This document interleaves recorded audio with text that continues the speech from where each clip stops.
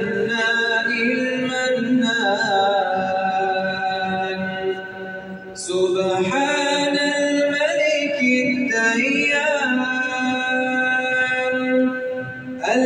المعروف بالإحسان والموصوف بالغفران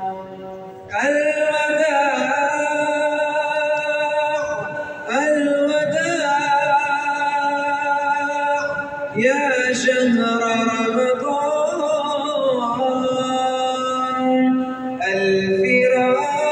الفراق يا شهر التراويح والتسابيح وختم القرآن هذا شهر أوله رحمة وأوسطه مغفرة وآخره عتق من النيران لا إله إلا الله نستغفر الله